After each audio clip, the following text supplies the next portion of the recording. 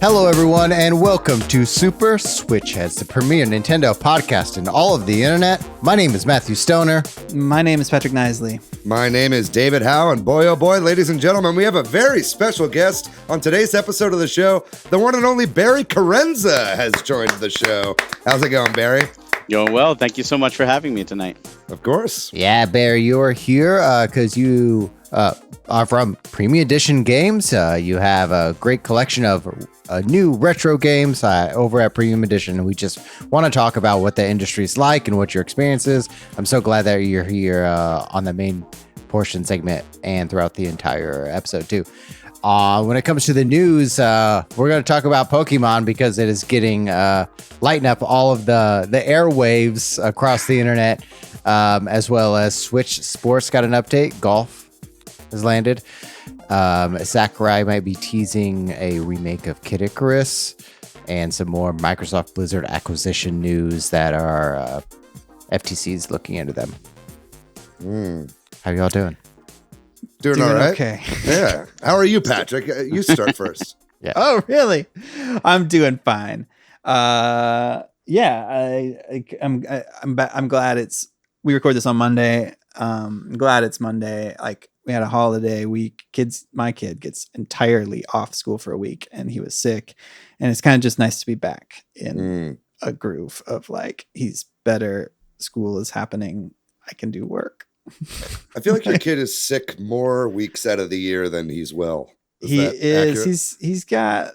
He's very sensitive Yeah. to getting sick. And also, I think it's the kids. And also, right now, I don't know if you're aware, but like right now is like like RSV and like flu season and COVID. Like pediatric hospitals are like full, and it's kind of a big thing. Kids are sick. Yeah. I feel you. I'm sick. I'm on Dayquil right now, motherfuckers. I don't care. You don't care. No, I'm doing all right. I don't think anyone would judge you for that, David. Yeah, I think most of us take Dayquil when we're sick. Oh, hey, I'm sorry. Come at me. Come at me, Big Pharma. I don't give a shit. Anyway. You got that name brand shit, dude. You're not using generic. You know, I was doing better.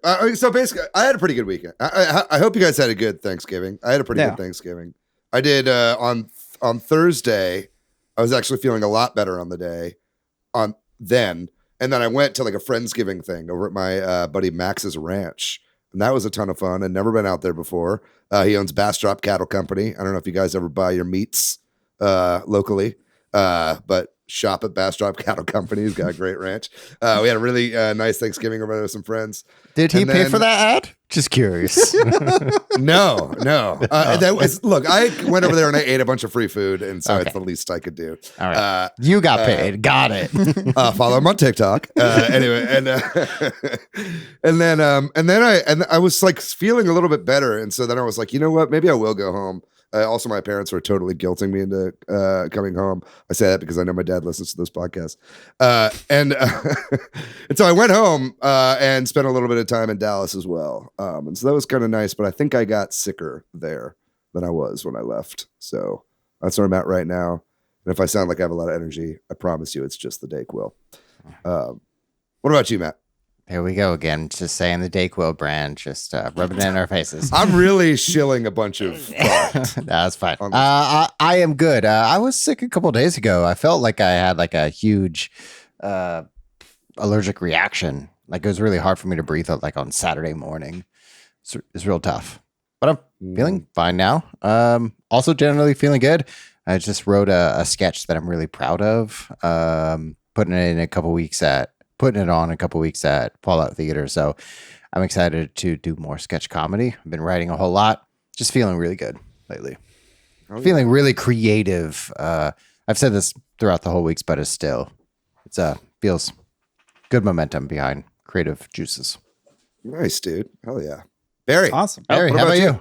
I'm doing well. Like you, Thanksgiving, I I've had 3 different Thanksgivings now. I had Thanksgiving at a cousin's house on Thanksgiving, at a Friendsgiving on Saturday, and we had our Thanksgiving actually tonight, like right before recording this. I just left Thanksgiving dinner. So while you're hyped up on Dayquil, the name brand, because the rest of us have to get the generic CVS brand.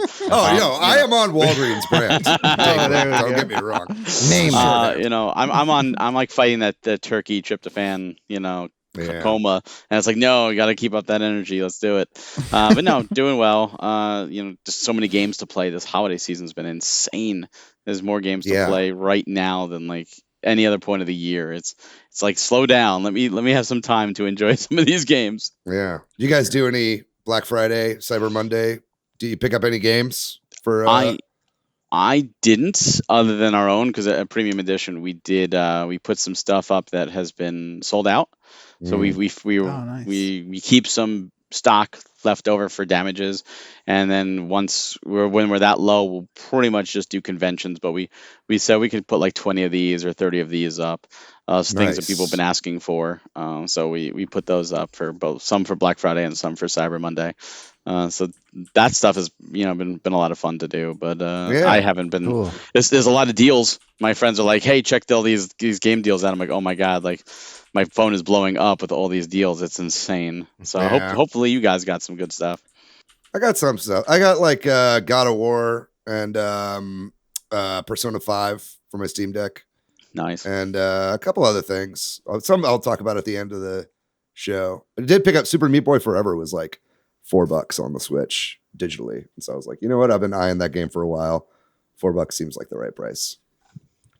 Nice. Last week we did our episode on Pokemon Scarlet and Pokemon Violet impressions, and a couple quick shout outs to some folks that commented over on the Discord. Ivy, Donnie, and the Huge kind of all commented in response to the episode, talking about the sort of open world problems we kind of talked about with being over leveled for gyms, and there's discussion surrounding that.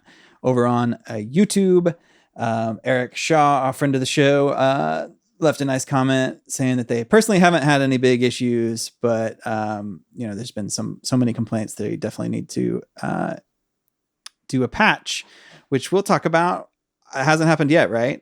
So we'll see if that actually ever happens. I don't know. We'll talk about that maybe in the news. You think David thinks they? I mean, they would. Yeah, we'll talk about it in a minute. Yeah, in a minute. Yeah, we'll hold it. If you have any comment on anything we talk about today and want to be shouted out in next week's episode, definitely send us a note, leave a message somewhere. Also, we appreciate if you share the podcast somewhere online, and then head on over to YouTube. If you don't already watch the YouTube version, why not? We have video. Check it out and like and subscribe over there. Oh, yeah. One more thing before we move to the news. Shout out to the JRPG Club, which is a club where we play a JRPG. And right now we're playing Live Alive. It's in the name. You get it. You know how it works. We're playing Live Alive, and we had our first meeting to talk about that. That was so fun. That was fun. First time playing Live Alive or being introduced to it at all. And it was nice to talk about it with other folks. David, you were there. Yeah, I had a great time. I actually played a JRPG for the JRPG Club. It was fun. I had a great time. And the game is really good. I can't wait to talk about it even more on the next meetup. Yeah. That's another call to action. Come join our Discord and be part of things like that. There's all kinds of stuff going on in our community, but we'll talk about the news and rumors now. Focusing around Nintendo. First up, there's a new Fire Emblem Engage trailer. They put out a 5-minute long trailer on this game. This time around, they're mostly showing the female version of the main character, who I think looks a little better. Maybe I'm just getting used to this weird blue-red crisscross bangs haircut. I feel like I've got it going on right now. What do they call her? Colgate Chan, I believe. But something maybe I'm getting used to it. I don't know. I'll be honest. I don't know all the Fire Emblem history, and this seems focused a lot on the previous games heroes coming back and the rings and all that. And I'm already sold on this game because I enjoyed the last one, Three Houses. So I'll pick it up. And I don't know if did anything jump out at y'all about either, they talk a little bit about story, a lot about these rings, and a little bit about, different parts of the turn-based battle system. And I do know that is this game going to bring back what's it called? The triangle. Houses? Oh, right. Yeah, like the rock, paper, scissors battle mechanic. Yeah. I hope so. I like that from Awakening and a lot of the other Fire Emblem games. What about you, Matt? Do you think this looks good? Are you going to play this? Will people bully me if I don't? Maybe. Probably. I'll play. Yeah. You can play my copy. Is Fire Emblem a JRPG? If so, it's my vote for the next JRPG club. No. I mean, I think it technically is. I mean, dude, our tactical strategy RPGs, I feel like that's almost its own. Yeah. I feel like it's almost its own genre category. at this point. Yeah. In the same way that I don't know, man. Yeah, it's a blurry line there. I would say there's a difference between a shooter, like a shooter and a first person shooter. You know what I mean? Like, I feel like those are different. You wouldn't just call something a shooter. Yeah, I call Doom 2 a shmup. What are you talking about? I'm sorry. You shoot them up. In that I'm game. crunchy this episode, so I apologize. No worries.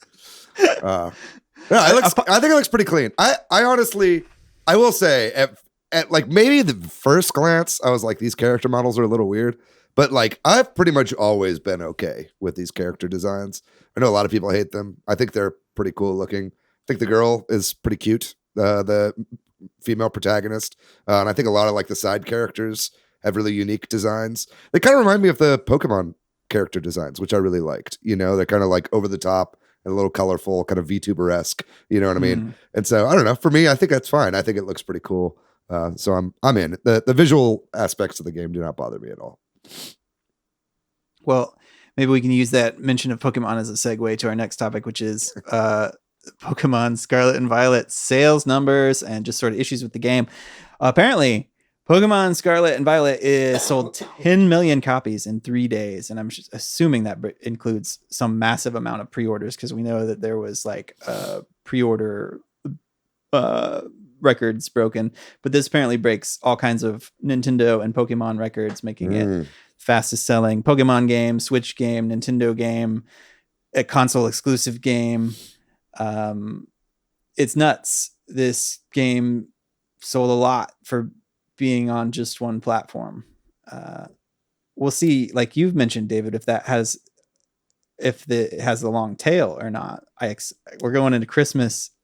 I bet it has at least a significant, amount of sales for the next month and a half or whatever that is. You guys think 20 million by the end of the year? Easily. Yeah, that's a good guess. Yeah, you think so? Yeah. Easily, because one, it's Pokemon, right? Two is a lot of people who are on the fence, and after they've seen some of the glitches, they're like, "Oh, I want to experience that. I want to see what happens." That was kind of me. So a lot of people did, and then three, there's a lot of people who are on the fence and heard that it's a really good game despite the glitches, and all right, let me give it a try. So I absolutely think it'll hit 20 million, because you have the holiday season too. Of all times, you're dealing with the busiest shopping season. So yeah. What's nuts about that is Pokemon Sword and Shield have sold 25 million to date. So we're saying that this game could potentially, in a month and a half, almost get there. Yeah, I don't know. I mean, if 3 days, 10 million is insane. You know what I mean? I wonder how much of that was pre-orders, right? Probably a good chunk. Yeah. good chunk. Did any of you guys pre-order the game?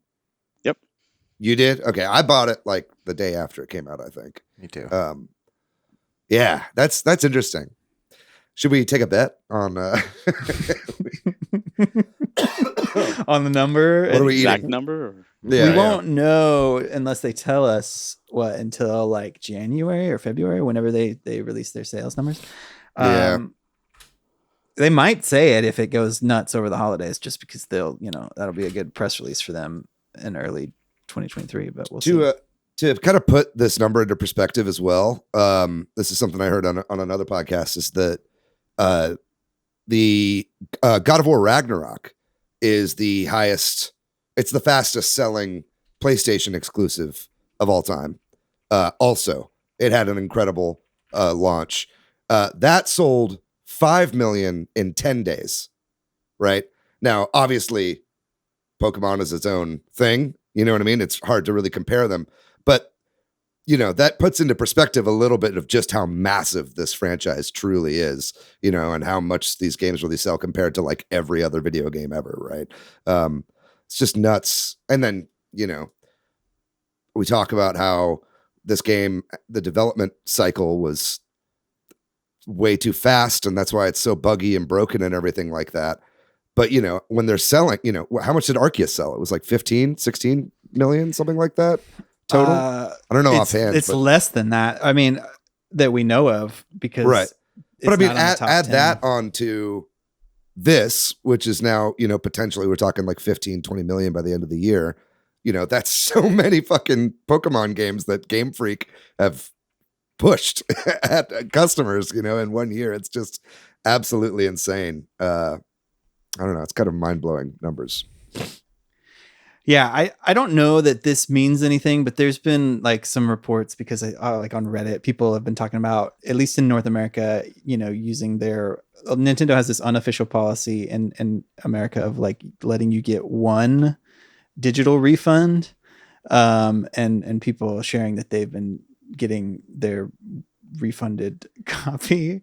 I don't imagine that will actually have any impact on this large number of sales, but it's interesting to point it out. I hate that, honestly, because I feel they're using that as clickbait. I feel like they're using it just like, oh, look, Nintendo always does this, but I'm going to say they did it for Pokemon and make a big deal out about it. Like the game is terrible and unplayable, and that's 100% incorrect and untrue. And it's so funny that people are eating it up, like the Nintendo haters or the Pokemon haters. Like, oh, look, it's so bad. Even Nintendo gives refunds. Well, they do it for anything. They do it for give anything. You their one refund. It's been a sort of policy they have. They're like, this game is so bad, my dog took a poop on it. But they don't realize that my dog takes a poop on every game. Exactly. They're using it to push a narrative, and those who are not informed of that will see that, and they'll think, oh, this game is terrible. And it's like, no, it's not. It's a lot of fun. It's a lot of fun. It is a lot of fun. It is broken, though. I mean, it's not unplayable, but it is busted. Like the game, like I can't think of any other console exclusive, hard to call it first party. It's like 1/3 first party, because Nintendo is like a third of owner of the Pokemon company, right? But it is like, even just Nintendo exclusive game. I can't think of any first party or console exclusive game that is launched in this state ever. I wouldn't call it busted at all, though. Yeah. Does it need polish? Yes. Does it need frame rates fixed, and does it need some definitely draw distance and details added? Yes, it does. But busted? No. There's busted games. There's games that launch where you can't complete them with bugs. There's games that are unplayable. Look, Bow & Wonderworld came out, okay? That is a busted game. Yeah, but that was multi-plat. But what I'm saying is that is a definition of a busted game. Sure, like, people are already putting 100 hours into this. You don't put 100 hours into a busted game. You just don't, because you can't. I know some people that put 100 hours into Ballon. All right. Those are the exception, not the rule. Names. And those people, I want to see names of these people. Show looking at them. Well, it's like you put 100 hours, you must really love Box Fox. I'll just Yuji Naka's playing Ballon constantly in prison right now. All right, that's the only game he has access to. I think it's just that it's the thing that people say whenever they're like, oh man, that Nickelback is the worst band or whatever. Like, no, the worst band ever you've never heard of, because they're terrible, right? And they're in a garage and it's like unlistenable. But like, I think for what it is and what people expect, it's launched in a state like unlike any other Pokemon game or whatever you want to say. Any other console exclusive game. Like I would love to see another game that performs as poorly as this does. That was a console exclusive. And that's where we talked about earlier, like, will they push some patches, and when? I'll be curious about that. Like, I don't know. They're definitely going to do patches. It's too big for them not to. It's gotten so much press. Exactly. That's one of the reasons. Sword and Shield got a number of patches. Yep. I think it was somewhere in the realm of 7 or 8 patches, something like that, right? So, they're not when it comes. When it comes is the question, right? I've seen some speculation that it might be as late as, I think, around February is when Pokemon Home is meant to be updated, right? To allow for transfer from Scarlet and Violet into Pokemon Home. I think that'd be very disappointing if they waited all the way until February for a performance patch. I think like a lot of people are getting like hard crashes in this game. You know what I mean? And so I think like if anything else, they got to put out a hot fix for that, right? And if they can get that out before the end of the year, I think that would assuage some people's fears. And then hopefully over the life of this game, they can actually get this thing, maybe running at a solid 30 frames per second or so. Well, one other Pokemon news. So I'll be honest, I don't really follow the Golden Joystick Awards. I know it's a big thing that happens, and I guess it happened this past week. And Pokemon Legends Arceus won the Nintendo, like Game of the Year, which is its own category at the joystick Golden Joystick Awards. Do anybody here follow Golden Joystick Awards or know much about it? I know I hear about it every year and I hear it wins categories, but I don't ever pay much attention to it. Is it just the winners is what I yeah nobody knows. I don't like tune in. I don't even know if there's like anything you can watch, but I know it's like pretty it's nice when you win it's like one, the right? second tier, third, or I guess Dice has an award or something too, right? Isn't that's another one? There's something like that. I don't know. Spike TV, they still do one? Or is that just turned into the That's Game the Awards? Game Awards. Yeah. Anyway. But yeah, they was up against, I mean, the real, it was like that and like Kirby, I feel like were the two main ones. That's where Xenoblade wasn't up there? No, Xenoblade was on there, and then it was like Switch Sports and Splatoon 3 and Live Alive. I think those were like all the ones, I think. For Nintendo. I think Arceus deserves it. I don't know. Xenoblade. Yeah, I mean, I haven't really played Xenoblade that much. Matt, I don't know what you would say if Arceus deserves it over Xenoblade or not. It does not. Does not. So Matt and I are in agreement. Yeah, Not saying Arceus. Xenohead. Not saying Arceus isn't a bad game, because it's not. It's an amazing game. It's a lot of fun. I really liked it. Yeah. But Xenoblade is another level. Yeah. I know a couple other awards that were won on that thing. I think Elden Ring won overall Game of the Year, which is kind of what I'm expecting out of the Game Awards this year too. And the Steam Deck won Best New Hardware, beating out the Analog Pocket and the Playdate. There you go. Long-awaited update to Switch Sports. Golf just came out today, the day we're recording this. So I haven't had a chance to try golf in Nintendo Switch Sports, but David, I know you had a chance to at least quickly try it. Tell us your impressions. Yeah, I played the tutorial and slammed a couple holes right before we recorded, just so I would have something to talk about here. But it's good.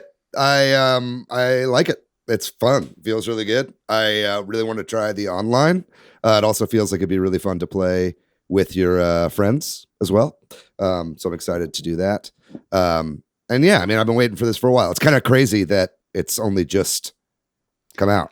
It's also crazy that it was just golf. I really thought that was like a tease, and then they would throw another couple sports in that they would announce down the line that would come out at the same time or something like that.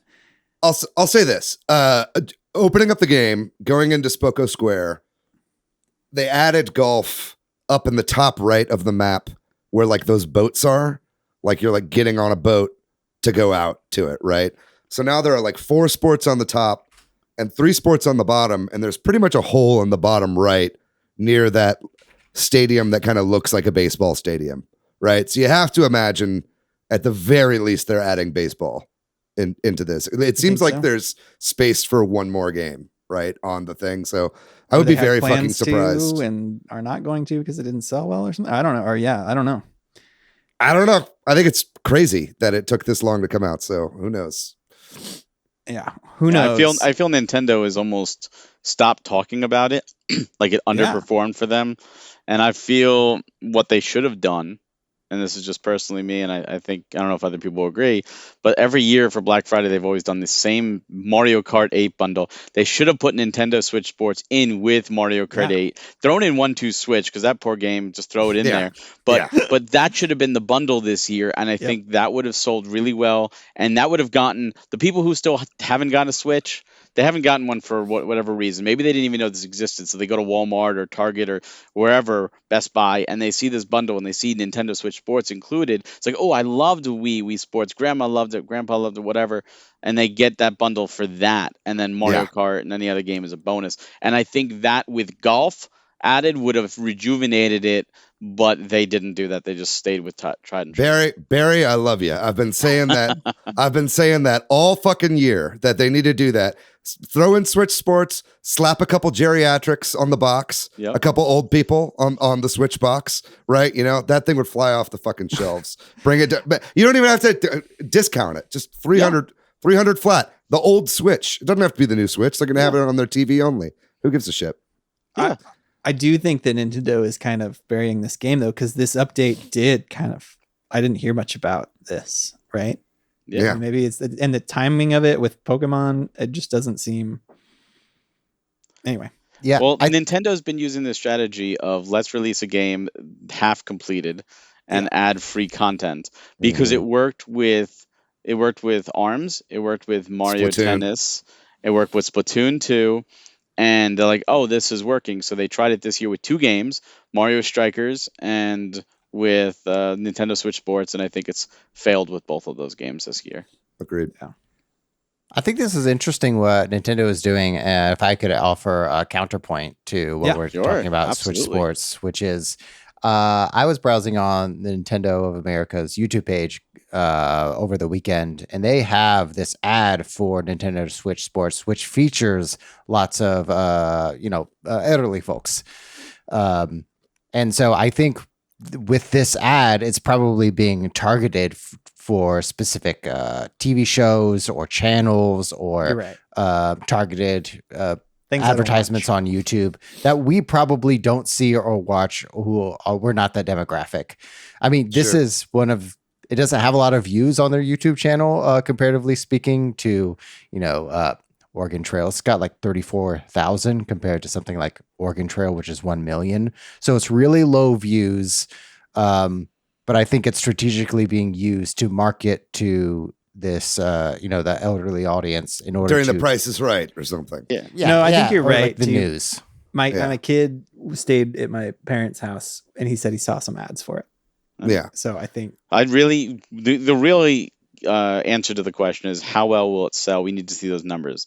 So if we see the numbers over the Christmas season, Nintendo Switch Sports has sold significantly well prior, compared to what it sold prior, then we know those ads are working. And if we see it barely move, it did 1.3 before, now it's at 1.6 or whatever, we go, then they really aren't pushing it, or those ads aren't working.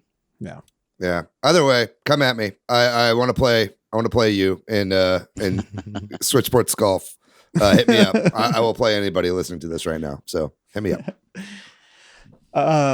This next news item is a reminder to myself that I need to go back and check out Sakurai's YouTube channel. But Masahiro Sakurai, creator of Kirby and Smash Brothers, has got a wonderful YouTube channel that I have kind of fallen off of watching, where he gives game design tips and on Masahiro Sakurai on creating games.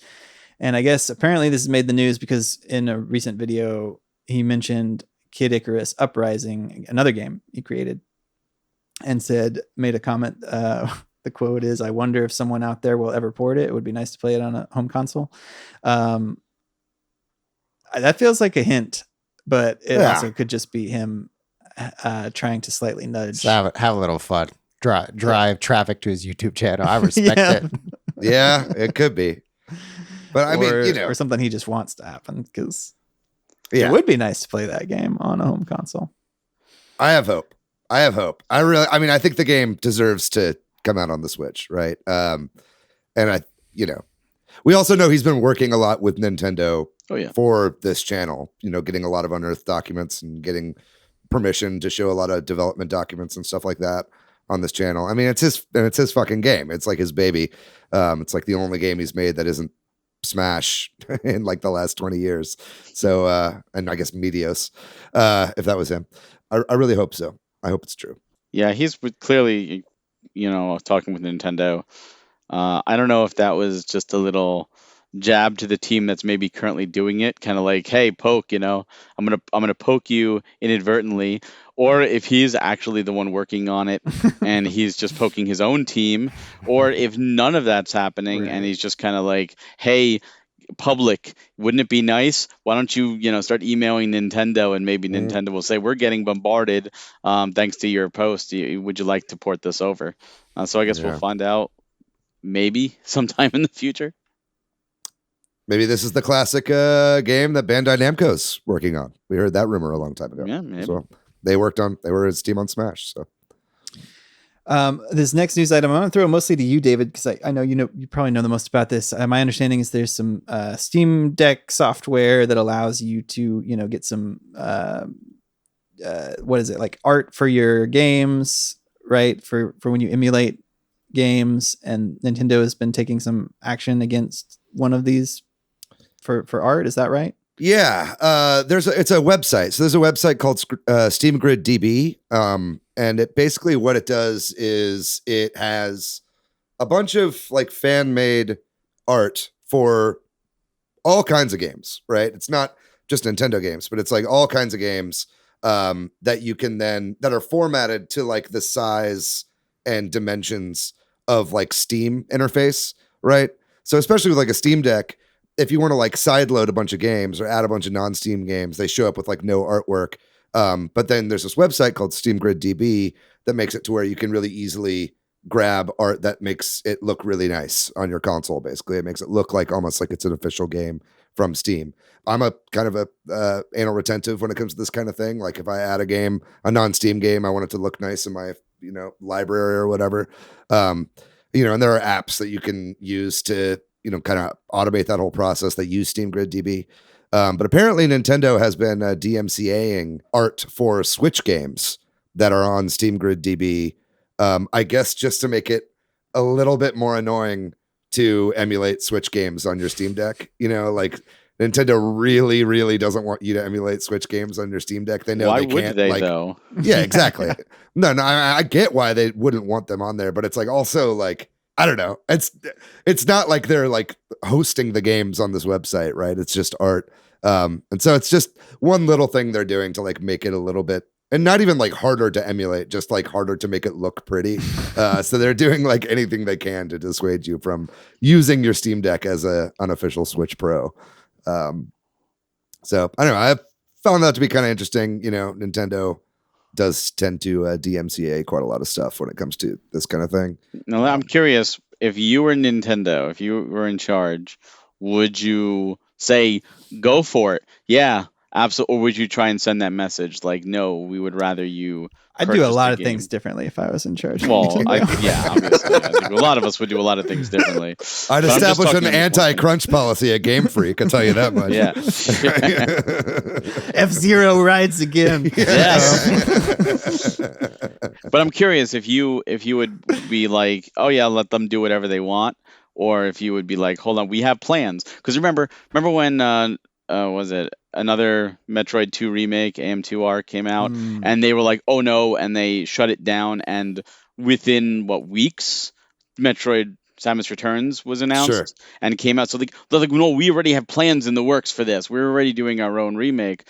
So naturally there's a conflict of interest. So maybe they have a Switch, Pro. Maybe, obviously Tears of the Kingdom's coming out. Maybe there's going to be a Switch 2 and that's going to launch with it. So they don't want people to go to the Steam Deck. This is the Switch Basics, maybe last big hurrah Christmas with no other competitor from Nintendo. And they don't want, you go into another platform, they want you to say, oh no, you can only play these on the Switch legally. Yeah, no, I mean, I get it. I don't disagree with it. I just think it's like, if it were me, I probably would focus that time on better marketing or any number of things. It's probably just one intern doing it or whatever. Like, you do this.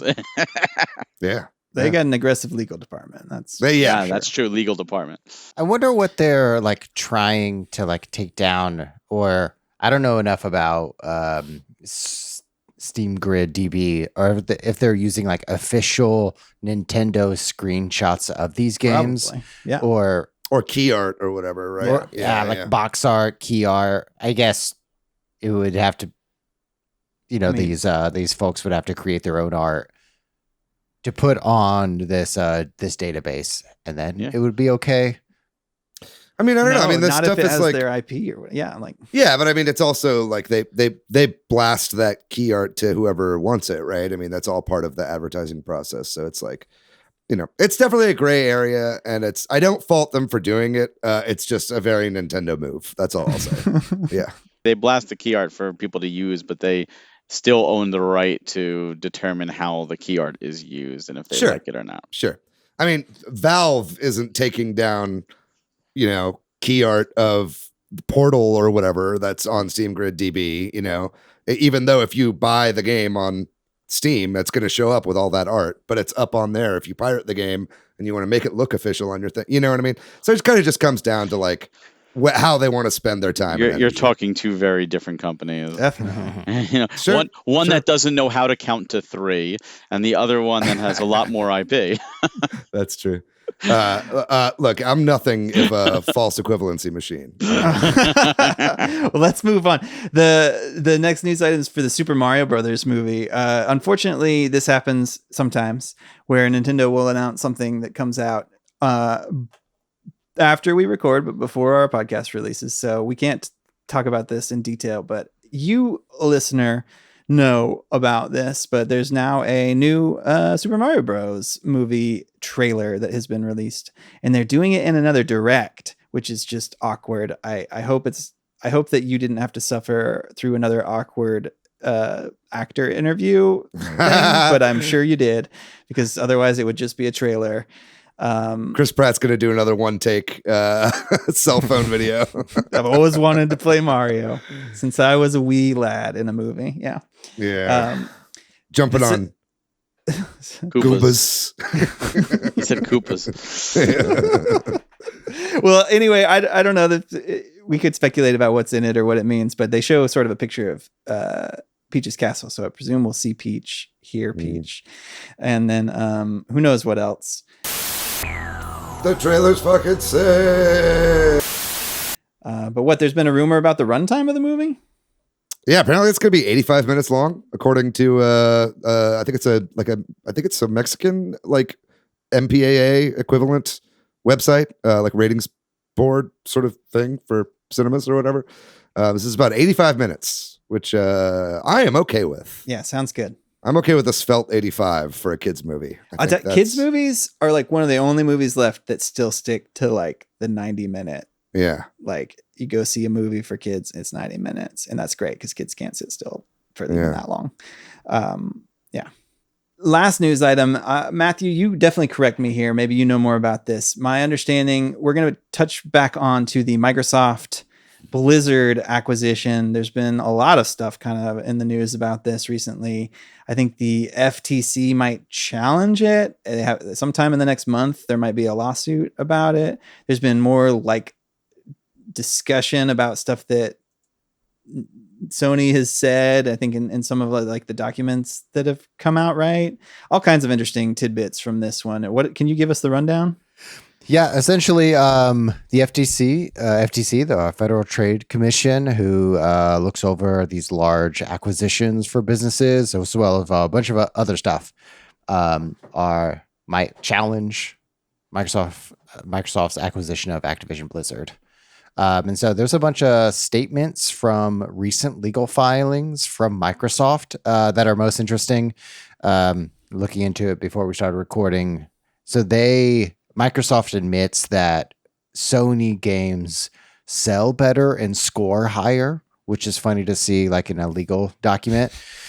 And they're using that to encourage the courts and the FTC to approve this acquisition because they need this acquisition to stay competitive in the ever-evolving video game industry. That's kind of the angle that Microsoft is going for right now. Sony's negging themselves as well, right? They're like, there's no way we could ever come up with something as popular as Call of Duty And Microsoft's like, they're Sony's so much better than us. It's such a Exactly. weird, Yeah. it's like a backwards pissing Microsoft contest. is also like, oh, Call of Duty, we don't care. We really want King. Like, we want the mobile stuff. Like, that's what Yeah. we're looking for. Like, we're downplaying Call of Duty. Like, it just feels like two children arguing over a stuffed toy. Yeah. Yeah, I think kind of what you mentioned is maybe what we'll see at some point. If this doesn't go through, then maybe Microsoft buys a certain part of Activision Blizzard. So maybe it is just Activision, and then Blizzard gets spun off or like stays the same, or maybe King, which is like Candy Crush. And all those. What games. if they just buy Call of Duty? They're like, all right, we won't buy all of Activision Blizzard. We'll spend $20 billion on just Call of Duty or whatever, right? That'd be really funny. Who's the developers of Call of Duty? Infinity Ward, Triarch. Infinity Ward, yeah, okay. There's one other. I think there's like 3 and they rotate or something like that. Yeah. It's just funny because Sony is like, oh yeah, we're fine buying up, but we're going to try and stop you from buying. And it's like, I mean, granted, all these buyouts are only terrible for us, the consumers, but it's just funny to see Sony suddenly be like, no, like we need that too. You can't have all the toys, even though we're buying Bungie and all that. We could have toys, but you and can't. all these exclusivity deals they make all the time. All the time. Yeah. I don't know, man. It's a weird time. With tech companies becoming larger and larger, I think this will probably happen, not just with this larger acquisition, but I think we'll probably see it. You know what the worst part about this is? You have Sony and you have Microsoft, and here they are, they're battling over Activision and all that. Meanwhile, you have Embracer Group just sitting in the corner, like, ignore us. We're in the shadows. Ignore us. Yeah. We're just going to keep buying and buying and pay no attention to the man behind the curtain. And it's like, they're larger than any of the others. Like, hello, how is this okay and that not? Like the dragon Smaug on his pile of gold over there. All the Lord pile of of the Rings mid-tier gold. Yeah. There was a really interesting thing you have here in the news where Sony said if Microsoft were to buy Activision Blizzard, it would make Sony like Nintendo, as if that's somehow a bad thing. I guess what they were saying is that Nintendo is not a direct competitor to Microsoft or Sony. Right, which I don't know if that's true or not, but I don't know if that's, I mean, look at how much fucking bank they just made with Pokemon. I mean, like, wouldn't you want to be like Nintendo?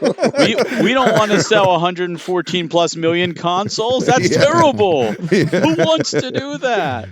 There's a bunch of weird stuff in these filings. I mean, it feels like just giant pissing contests and throwing each other. And poor Nintendo is probably like, hey, why are we getting dragged into this? We didn't do anything. We're not even a part of this. Why is our name being brought up? Yeah. Just to kind of wrap up the conversation. So, we've talked about it before, but in short, this is a huge acquisition. It affects the entire video game industry. So they're shopping it around. They have to get it approved by different governments all across the world. Here in the U.S., the FTC needs to review it. There's no vote or any planned vote on whether to approve or disapprove or request more documentation. Only that there are notes that they don't fully believe either of the arguments, don't support either one, but mostly fingers pointing towards Microsoft of why they need to make this large purchase. Awesome. Well, not awesome, but interesting. To close out this section of the show, it is what it is. There you go. What is awesome is that we're going to take a break, and when we come back, we're going to be talking all with Barry about premium edition games, about these sort of like these physical prints of indie games, this sort of modern retro style thing that they've got going on over there. We'll get into all the ins and outs of that with Barry after this short break.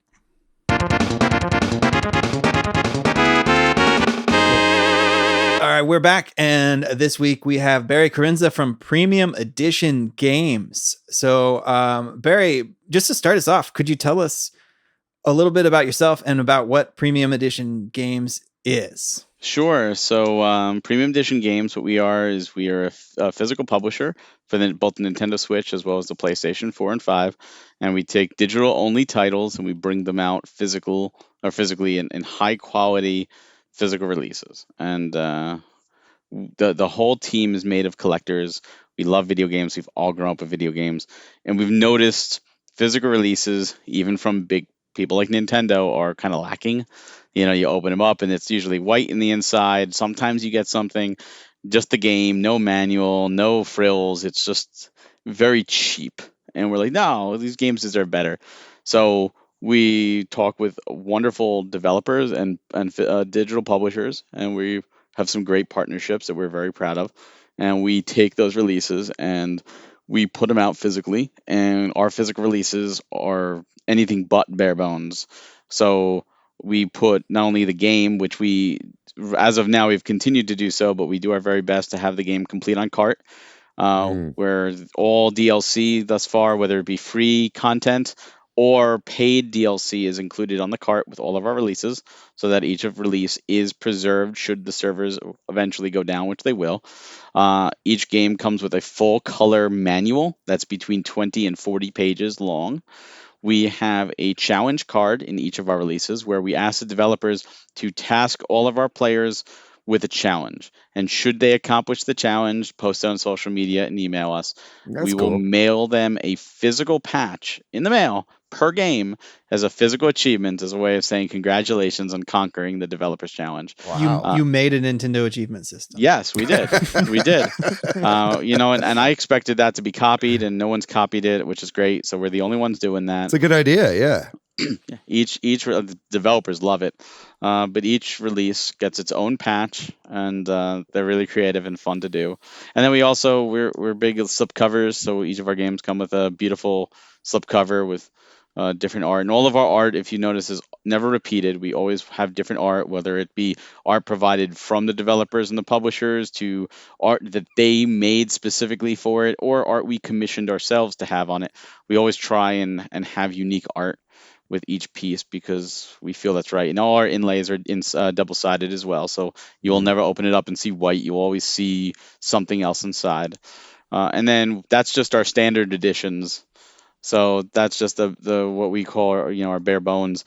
But then we also do retro editions for all of our releases, and all of those come in a SNES or N64 size retro style box, again with different art. Whether it be horizontal or vertical, the developer chooses that. And inside is usually a couple bonus goodies, whether it be soundtracks, keychains, art books, comic books, strategy guides, trading cards. This pretty much the sky's the limit as long as it fits in there and what the developer wants. Very nice. Well, I'm curious about you. Like, how did you get into this? Like, what did you have a background in? No. Publishing or no, I've been a game analyst for 2 decades now. Just doing a lot of stuff just as a hobby, and it just grew from there. And I've been doing journalism and podcasting for over a decade now with Nintendo Fuse. And because of that, I saw a post on Facebook from Jeffrey Wittenhagen asking for a new co-host for at the time, the Switch Mania Playcast. So I sent him a message. I said, hey, well, I've got podcasting experience. I love games. Let me do this. So he had me on for a trial run, and he kept having me back on for trial runs. And he kept telling me that he had other people interested, and he was going to get other people in there, but he just kept pulling me back on. I'm like, is this I feel like we're dating here. Like, is this a thing or not? So officially I joined the cast, and then he told me he and at the time JP were talking, and they were thinking about doing this and starting this up, and they had begun the process because Jeff, out of sheer curiosity, decided to apply with Nintendo. Like, would you let me do a physical Nintendo Switch official release? And he got approved. So I was like, all right, we're approved. So they approached me right after they started, and they were like, hey, do you want to be a part of this since you're part of the Playcast? And I was like, yeah, like what do we need? So I started as customer service, and that evolved into developer outreach, into writing things like we announce everything in direct. So all but the first direct I wrote in, and I've been a voice in every direct, including the first one, which are always fun to do, talking with developers, doing conventions. I had no background in it, honestly. It was I just happened to be the right place, the right time. I have the passion for it and the drive. And for me, it's two things. One, it's talking to these developers, because a lot of them always wanted to, they grew up playing Nintendo, and they always wanted their own game to be physically on the shelf, and making their dreams come true, because all of the stuff that we do, not only is it approved by Nintendo, but the developers approve on it. So the developers say, oh, I love this, and if they say I don't, we'll change it for them. So the developers are like, yes, this is my dream game. As long as Nintendo approves it, we make it. So I love doing that for the developers, because they're all amazing people. And then second is for the fans, the supporters, because doing the challenge patches, my favorite thing in the world is to get an email for the challenge submission, and inside say, hey, look, I bought this game because I'm a collector. I had no interest in it, but I kind of wanted the patch to complete my game, so I decided to play the game, and now I can't stop, and I want to thank you for introducing me to my new favorite game. And to me, that is awesome, because each of our releases, because we release games slowly. We're not doing it every week. We're doing it every couple of months. We're doing a release. We play all the games. We curate all the games. We have to make sure, like, all right, this is a game we're absolutely standing behind 100%. So any of our releases is something that the entire team stood behind and said, no, this is a great game, even if it's a different genre.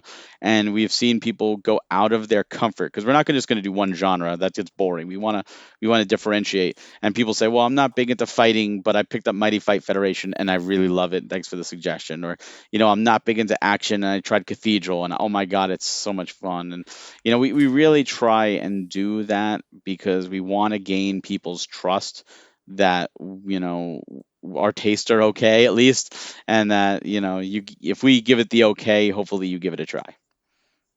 Totally. Nice.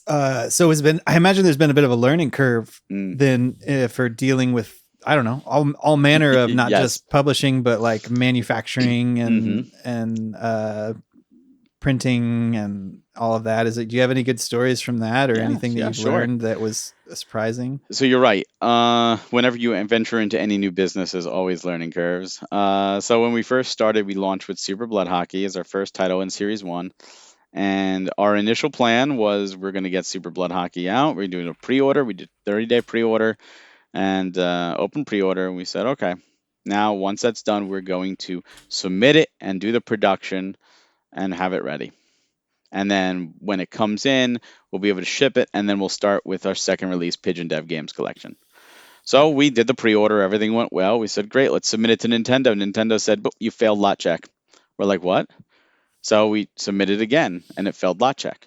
And what that is a process that Nintendo will take a title, check it for any type of bug, and if it does not pass, we'll send it back and say, no, this failed. And they find some really weird bugs they found in like Super Blood Hockey. One was like, if you have a third controller in and you push up A, B, and L at the same time while playing in franchise mode, it crashes the game. And like, who's going to try that? But Nintendo sure enough did. So we had to go back to the developer and say, this needs to be fixed. So while that's all happening, we're gearing up Pigeon Dev. And of course, Pigeon Dev passed lot check right away. We're like, oh, okay. Well, now we're sitting on one game that's passed lot check, and the other one is failing, and it's been, and that's the one that already has all the pre-orders. Yeah, it has all the pre-orders. What are we gonna do? So we put up Pigeon Dev, because we're like, well, we might as well. It's already passed. So we put up Pigeon Dev, and by the time Super Blood Hockey finally passed lot check, it was like over 2 months, and Pigeon Dev had just closed its pre-orders. So we said, well, we might as well submit them both at the same time at this point. And we did. And because we submitted them the same time, we actually got them the same time. So we shipped them the same time. And that's why we're like, hey, you know what? This works. Let's do games in pairs. And that's why all of our releases have since been in pairs. It's because of that. It also, we learned that we will not put a game up for pre-order until it passes lot check. Good we call. will not do that anymore. We did that at the beginning. People were appreciative and understanding, thankfully. We were new. We didn't know that it was going to have this. And now we tell that to developers, like, hey, look, this is something you're going to have to do. You're going to have to do, make sure it passes lot check. And that's on you. If they say there's a bug, it's not on us to fix it. It's on the developer. So because of that, we actually have to plan accordingly. And sometimes it's hard when you have games still in development. So another issue we had was with one of our releases that's out now, Raji, an Ancient Epic. The game was released, but the Enhanced Edition was coming along. And the original plan was we're going to have the Enhanced Edition done by spring, and we're going to do a summer launch. Cool. We were all excited, and we had its sister game, which was going to be Rack and Ruin. We had it ready to go. Rack and Ruin was done, passed lot check, and had all art done. Everything was done, submitted to Nintendo for approval. We were ready to go with Rack and Ruin, and Raji Enhanced Edition still wasn't out. And then the development team was behind. They took some breaks, and we're like, well, what are we going to do? And they're like, oh, let's push it to November. Like they said, we're going to release it around the holidays in November. That's what they wanted. So we're like, well, we were paired with Rack and Ruin. That was Series 5. So we had to launch Rack and Ruin in the summer as an extended part of Series 4 by itself because it was done. It was sitting there. Like, let's go. The developer of Rack and Ruin's like, what's the holdup? So we had to move it to we paired it now with They Bleed Pixels, which was already set for the fall. But it was one of those cases where it's like, we might not do 2 games in the future. We might only do 1 depending on the situation, because while it's great to sign a game and have it be, oh, it's done, slot it wherever you want, we also sign games that are still in development. And when the game's still in development, anything can happen. Right. Yeah. It seems like it's got to be like a pretty delicate balancing act, right? Oh, it is. Especially when you're working with all these different developers. And then especially when they're smaller indie teams, right? Mm-hmm. They're not going to have like, massive teams in order to get everything out on time, and that's really fascinating to hear. It seems like so many moving parts. There's a lot, because all of our stuff isn't even from one thing, like one house. So like the manual comes from one place, the slipcover comes from one place, the inlay art, obviously the cartridges are manufactured from Nintendo. Even though Nintendo approves it all, we get it from different places. And then it all has to come to our facility where it all gets assembled.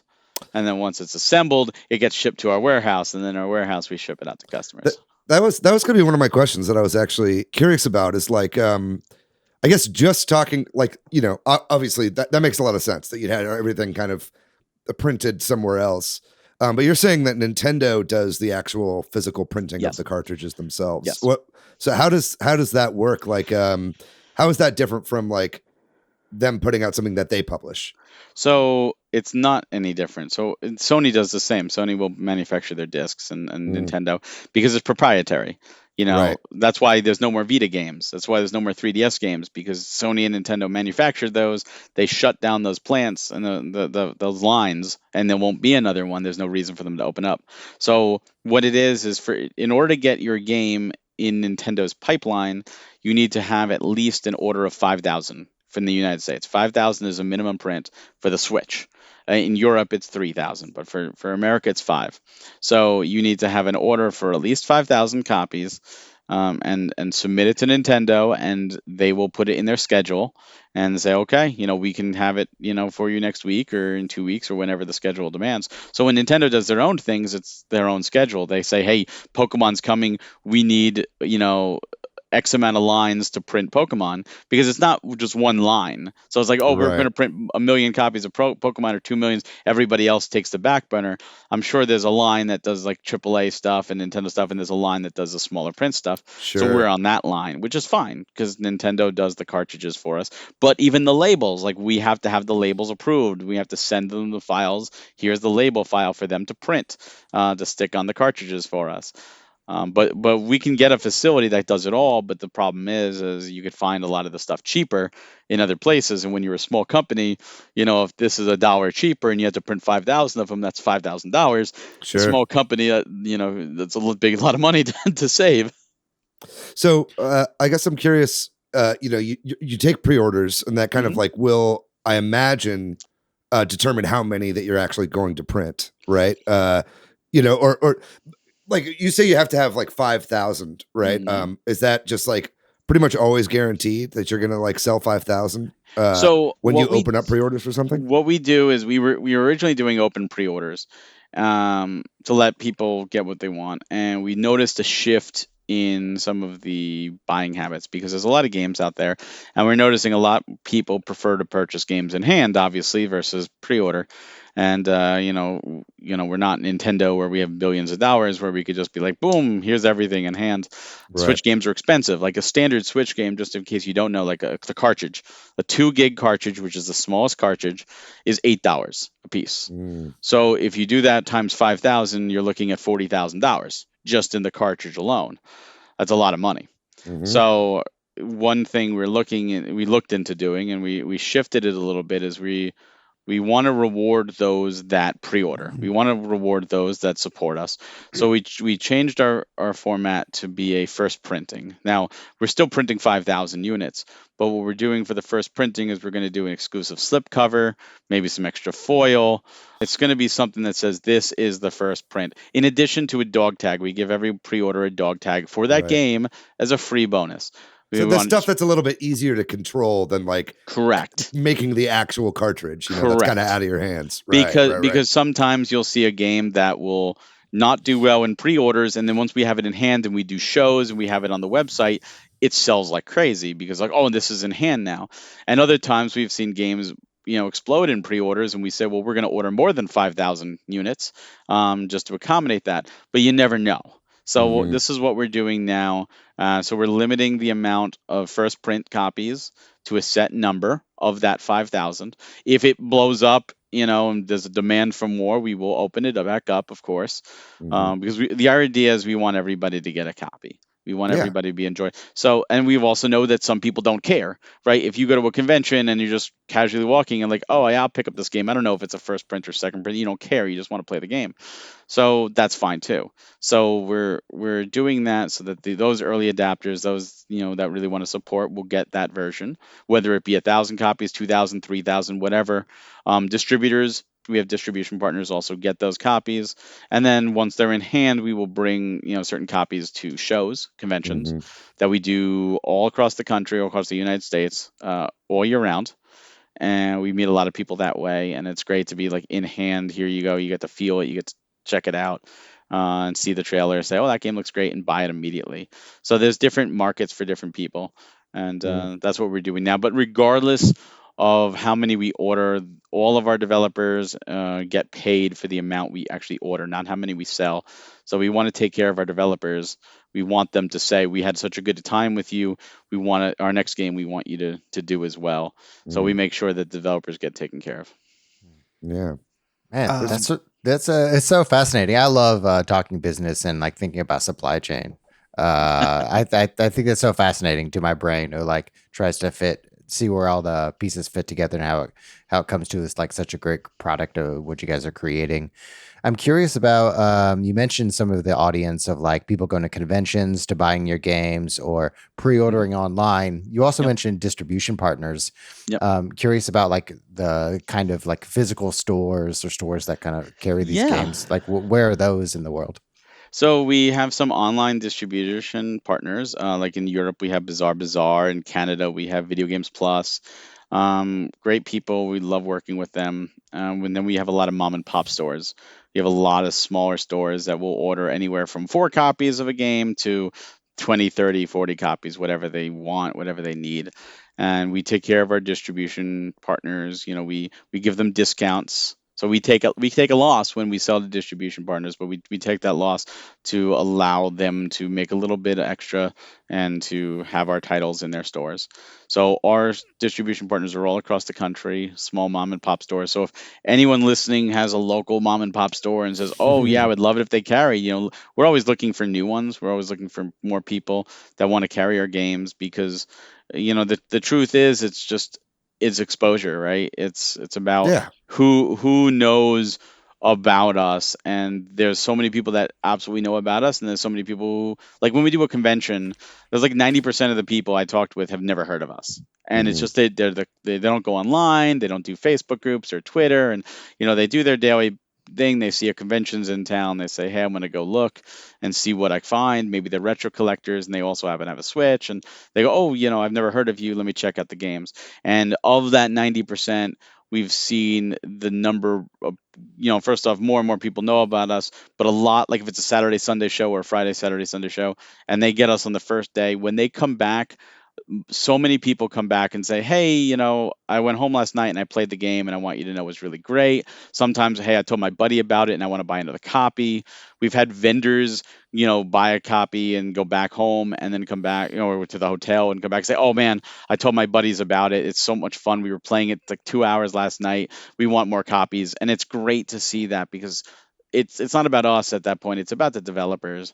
This is their passion project. These are their they're babies, and it's very hard to get a game out there. And if you do get a game out there, look at the eShop, right? There's like 15 games a week, every week. One of our titles that we did, which actually became one of our biggest sellers, was a game called Phoenotopia Awakening. And we saw the trailer. Someone actually told us about it. Said you should get this game. We saw the trailer. Said, "Oh my God, this game's amazing. We need to get this game." So we reached out to them and had a meeting. And we got on the call, and they're like, "Just to let you know, you do not want my game." And we were like, "What are you talking about?" It's like, "I just want you to know, you're saving everybody's time. You don't want our game." And we're like, "What do you mean we don't want your game? It looks fantastic." He's like, "Look, I'll be honest with you. I was approached by another company, and that company was interested, and they asked how the digital sales were, and the digital sales are crap. And they backed out of the deal. They said they don't want to deal with it or bother." So a second company approached us, and they also asked about the digital sales. And when they found out that they were really terrible, they also backed out of the deal. So you're the third guys, and I'm just saving you the time. And we flat out said, we don't care about the digital sales. So we love your game. We would like to do. So we had to spend the call selling the developer on his own game. He finally agreed, said, "All right, let's sign the contract." And he said, "I'm agreeing to this on one case." And we said, "What's that?" He's like, "I want my dream game. I want complete control. I want to have my artists do all the work, and I want everything the way I want it. I want a keychain. I want the Well, now he had collateral now that you're asking for yeah. it. Yeah. So we said, okay. We told him okay. Yeah. And so everything in our Phoenotopia Awakening package, it's his art. It's his artists. It's what he exactly wanted. When he got his copies, he sent us an email and saying, "I got it, and I was blown away. Thank you so much. This is everything I could have ever hoped for." And it became one of our darlings. Like, people see the trailer at conventions and they just instantly buy. Like we sold out of standards. We have a few more we put back up on the site because they sold out. We're down to like 20 or something because they just became so popular. Everyone just started buying it. Everyone was like, "Oh my God, how did I never hear about this game?" Because we are furiously searching it on the video version of this. We're all Googling it right now. I'm looking at it. Yeah. It's like Zelda 2, 16-bit with this epic open world with like a bunch of different equipment. You get a full epic RPG storyline, side quests. It's just great, beautiful music. You have fishing, you got cooking. The trailer sells itself. It's just one of those things where we saw it and we were sold. And so many people, I played the trailer for 5 seconds at conventions, and people was like, "Yeah, I just want to buy it." Like right in front of me, just yeah.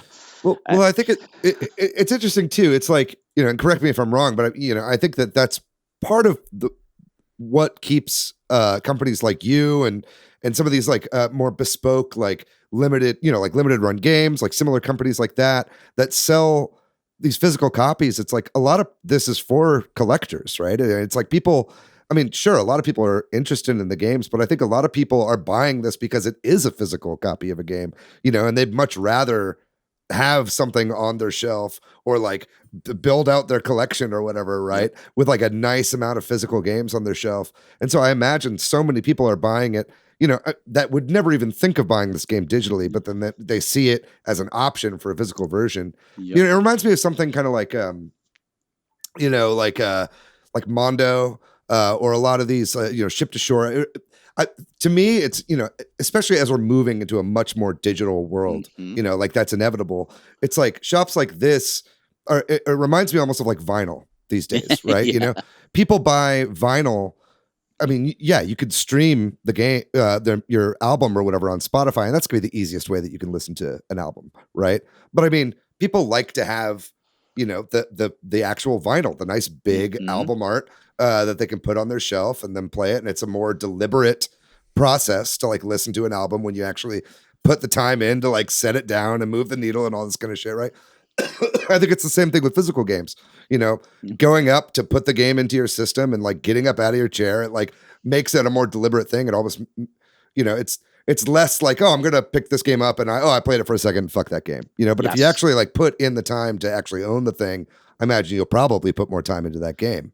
that's how I honestly feel about digital games to begin with. Like I have no attachment to digital titles, but a physical title, it's like, oh, I'll definitely sink the more time into it. But you're right. We have collectors who will buy the game. We have some that will message us and say, I want to keep mine sealed. Can I just get a patch? And like, no, you have to open it to get a patch. The idea is that you buy a play shrink the wrap game. machine. Buy a second copy if you want, but you have to do that because we want you to play these games.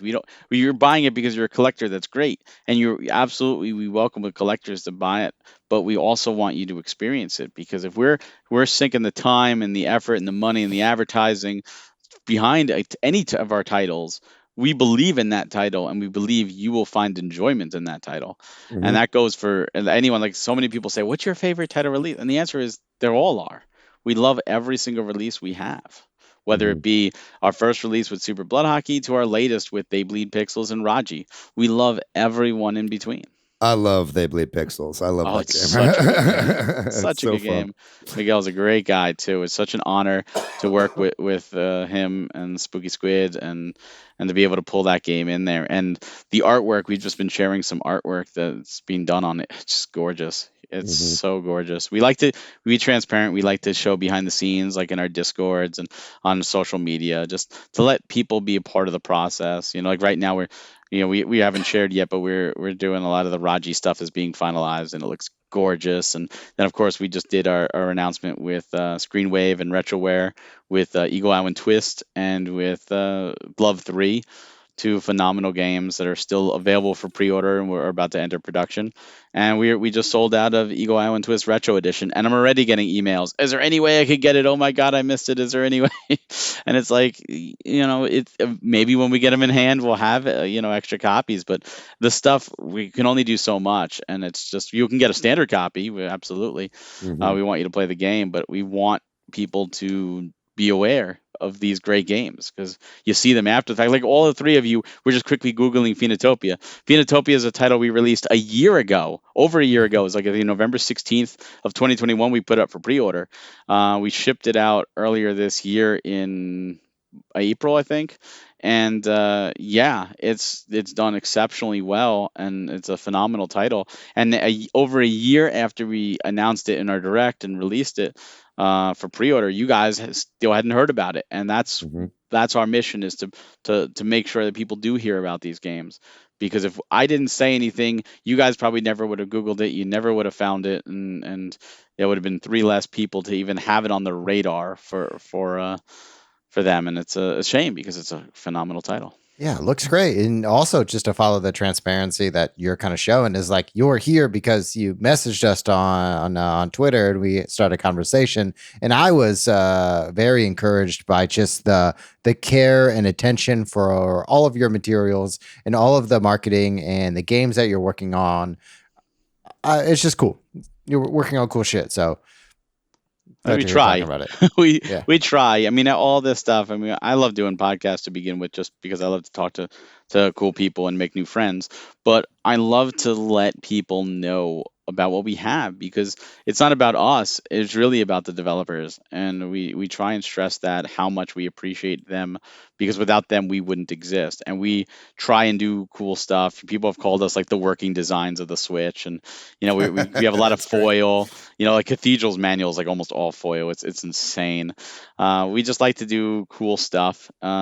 We don't want to go to the trends. We don't want to cut down quality. We want to be like, no, like, in fact, we've upped the quality. Like our first 4 releases, the slip cases are nice, but then starting with Series 3, Cathedral, Phoenotopia, and Mighty Fight Federation, that we upped it to higher quality cardboard, where it's like cardstock, and you could tap it, and it's hard, it doesn't collapse. You could tell like this is a higher quality product, and we're always looking to improve upon ourselves, because we believe that games deserve it, and as well as all the customers. I'm curious. I imagine this has changed since you started, but you've been talking about the example of Phoenotopia where you reached out to them. Yep. How has the process been like, and how has it evolved for premium edition So games that's to like find developers? Yeah. That's a great question, and it has changed. It's actually one of my main jobs now is doing just that. And sometimes my job is very easy when developers do reach out to us, which does happen. And you mentioned They Bleed Pixels. Full transparency, Miguel reached out to us. He said, "Hey, I've heard about you. I saw, I'd like you to try out the game." And we did. We tried it out. We fell in love with it. We're like, "Thank you so much for reaching out. Let's have a conversation." And sometimes that absolutely works. And sometimes that's worked with games that we have not signed or games that we have that we can't talk about. And other times it's reaching out, just like reaching out to join you guys tonight. It's, hey, you have a great game. Here's who we are. You may never heard about us. Here's what we do. And we would be interested in checking out whatever games you have or any game in particular. And sometimes I get nothing back. Whether, I don't know if they see it. Sometimes they say, oh, well, it's already, with another publisher, in which case I can't say yay or nay. So if someone says, oh, you should do this game, like, yeah, maybe we will. Yeah, I can't say because it's still like, I feel like it's not my job to say or my place to say. And then sometimes we say, yeah, let's get a meeting. And sometimes we get the game and we say, the game looked great in the trailers, but it didn't meet our qualifications. Like, some games do that. Do you collaborate with other publishers? Like, say a game already has a publisher for their digital version. Like, do you Yes. collaborate with them on the physical? You have release? to. Yeah. So if a game is digitally developed and self-published, then you only deal with the developer. But if a game it has an actual digital publisher, then despite the fact if the developer wants to work with you, you have to go through the digital publisher. So like Viraji, for example, when we reached out to Nodding Heads was like, yes, please do, but it doesn't matter what we say. You need to talk to Super GG. So we talked to Super GG, and it took us 6 months for them to finally say okay, because it's like a negotiation. Yeah, it was negotiation, and they weren't sure. They never did a physical before. They weren't sure what it was about. Some just a lot of the clarifications, like, oh, do we have to hold on to the games, or do you hold on to the games, or how does this work? I've never done. So going back and forth in emails and meetings and stuff, eventually they say, okay, we do it. And then what happens is with all our things or our games that we release, we pay, and if there's a digital publisher, we pay the digital publisher, and the digital publisher is obligated to cut the portion to the developer at that point. Sure. If we deal just with the developer, then it's great. They get the whole portion. Right. So yeah, sometimes that does happen, but we are always looking for new games. We're always looking for suggestions. We have a Discord where we ask people, hey, tell us games, because there's so many. I don't have time to search all these games. It's impossible. So let us know. There's a bunch of furry hentai games on the eShop. I would direct you to Funbox over in Europe. Okay, cool. They most likely would do that. But no, That's actually an interesting topic, though. Not safe for work stuff, but like, do you have an aesthetic that y'all are going for? Like, is there a game where you're like, that's a cool game, but it's probably not a premium edition game? Or our motto is modern retro done right, and we absolutely love games that fill that nostalgic itch. Sure. That being said, if a game doesn't fit that and is amazing, we're absolutely still going to do it. In fact, we saw that some people, when we released Mighty Fight Federation, were like, oh, well, this isn't like pixel art. And it's like, no, but it's like Power Stone on the Dreamcast, and despite what you may think, Dreamcast is now retro, right? It was over 20 years ago at this point. I know we're old, but like games like Raji isn't like 16-bit style, but it's an amazing title. So absolutely, we're not going to turn down any title that we all love. I mean, that would be silly. But there are titles that, and again, there's a lot to factor in. We've had amazing titles come to us, and we played them, and we're like, these are great. But the game is like 30 minutes long, and it's $3.99 on the eShop.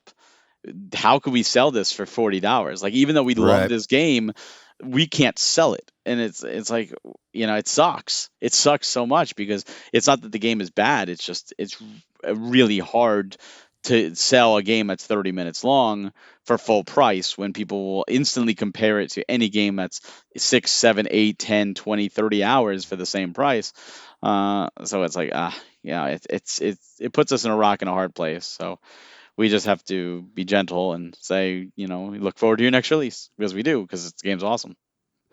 You kind of brought this up a little bit ago about the, selling games in Europe versus selling games in the US. I mean, obviously the Switch is region free. Correct. But I imagine that selling, each of these countries will have kind of, European box art like has all these different things on, like Switch games have the little triangle for whatever country it's printed in or whatever, right? Like, do you guys have a whole European arm? No. Like, so you just basically just do one batch and sell it wherever? All of our releases are NTSC.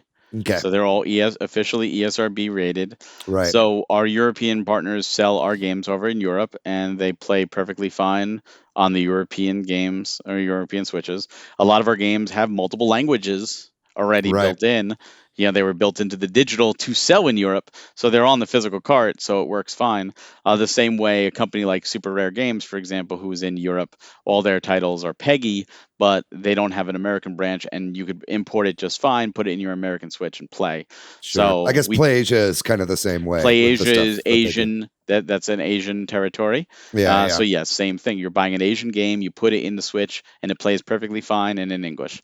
So yeah, all of our releases are a part of the official NTSC North American set, and they play on any Switch, region free, except for, I guess, the Chinese Switch is exclusive, the Tencent Switch or whatever it is. Yeah, well, that's its own whole thing. But outside of that one, yes, it's playable, and that's something we stress to the developers. Like, all of these titles are, because we deal with European developers. So some of our titles are from Europe. Raji's from Europe. Wonderlings in Europe.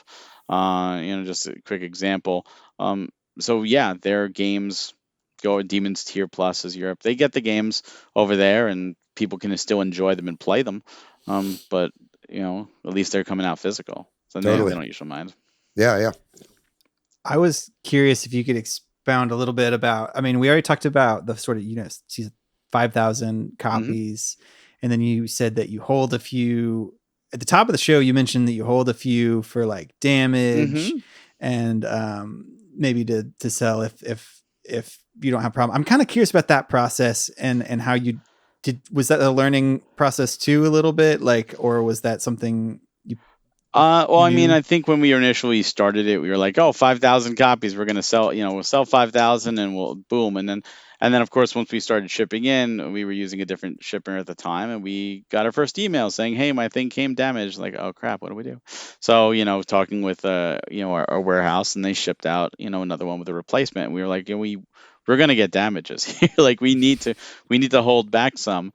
So the thing is we can always order more. With any of our releases, we could order more copies once it's past lot check. It's like, would you have to order another 5,000? No, that's the thing. Once you do the initial 5,000, each reorder is 1,000. Gotcha. So when a title, like, for example, Phoenotopia Awakening is about sold out. Like, completely. We're going to be ordering an extra 1,000 copies. Now, whether we make that 1,000 copies in the same slipcase or we do something different with it, we don't know. Like, we just did our Robot Named Fight. We did an extra print of 1,000 copies because we were completely sold out. And we did a Steelbook edition because we had 1,000 Steelbooks left over from the first print. And we said, hey, let's put them in the Steelbook, same manual and card. Let's do a brand new O sleeve over it. And do a special version of it for this reprint. We're never reprinting it again. That's only, at least that version. It's only going to be the 1,000. And of the 1,000, we didn't put 1,000 on the site. We put, I think, 600 on the site, and we took 400 of them. And those 400 are for damages and for conventions. Because when you get down to the nitty gritty and you say, well, we've got like 100 left. Do you want to try and sell 100 on the website where there's a potential that, X number can be damaged? and then you really can't sell all 100, maybe you only sell 90, or do you just say screw it at that point and send off 20 to this show, 20 to this show, and sell it that way right to the customer's face, and then there's no damages because you're handing it to the customer instantly knows, all right, this looks good, and if they drop it after they leave your table, that's on them. So we figure that's a better way to do it. This way there's less damages and we could really like truly sell out and not go, oh crap, well we don't have one to replace your damaged thing that happened from the postal service or UPS or whatever that's completely out of our hands. So that was a learning. We like, oh, we do need to hold back some just for that. And then once we're done with the site, you'll see any remaining copies, either do like a Black Friday thing or do like conventions. And if we order more, we want to be transparent. So we have like numbers on the site, how many of each version, and then we'll say, hey, this was popular, we're ordering. So like probably when Phoenotopia comes in, we'll probably say, hey, we're going to do 400 or 500 on the webpage, and we'll take that other half for damages and for conventions. And that's what we'll do. I don't know when that's happening. I mean, that could be a couple months from now, but it's just one of those things where we want to be transparent. We want to. But we're still learning. That's the thing. Yeah. We're almost we're 2.5 years old and we're still learning. There's something to there being a limited pressing or whatever, right? I mean, I feel like that's got to like drive up the urge for people to actually want to pick it up. It kind of puts a fire under people's butt when it's like, hey, there's only going to be X number of this special edition, right? That's like, having. It's like kind of what Kickstarter does so well compared to like other crowdfunding sites, right? It's like, if we don't hit it, we're not going to make it. You know what I mean? It's it's just that little bit of a push sometimes for people to make the purchase. I think that level of thinking is almost dead with video games. I'm going to be honest with you. We originally tried that as an avenue and it didn't work, but I mean, I still see it existing. For example, we had the Roger Collector's Edition that's up, and there were 500 made, and Jeff, who did the web page, did a typo and he put 100 instead of 500. He typed it incorrectly. Someone asked him on the Discord, and he was like, oh my god, I made a typo. There are 500 of them, because we're not going to print 100 of the books because it comes with this beautiful art book. We did 500, and we actually had two people email saying, oh, I bought it because it was only going to be 100, but now it's 500, so I want a refund. And I'm like, it's still 500 copies. Like, you're not talking thousands upon thousands here. But I said, as a courtesy, we will, give you a refund. It was a typo on our half, and that's that. So yes, there are people that absolutely will buy something if there's 5 of in the world. But our real audience is anyone that likes really cool games. If you want to, because we're not limited. We will eventually reprint. Now, a second print may have a different slipcover.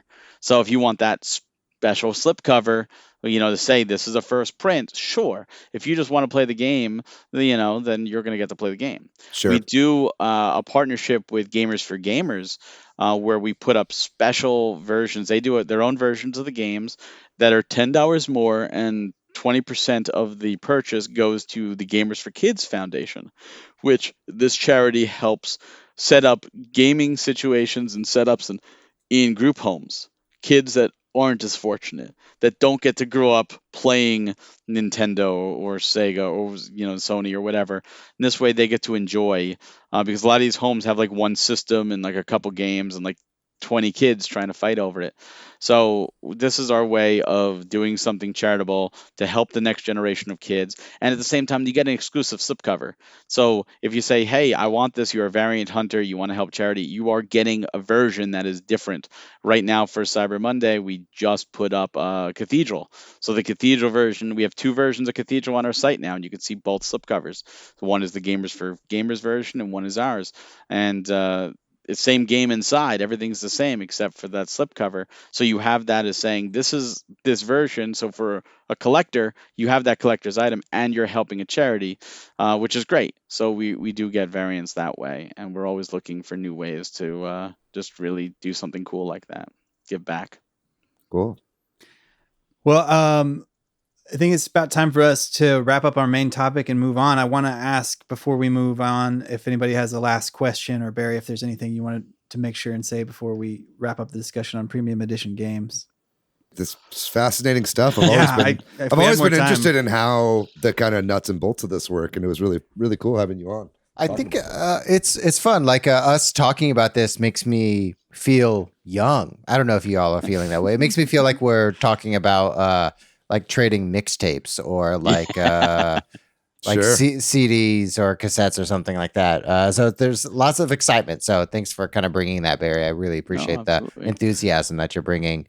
The closest thing that I can compare is like I have a lot of records, but they're primarily they're all vaporwave records, which are limited edition vinyl prints with like very niche artists, that music that I don't listen to on Spotify, that I only listen to on vinyl.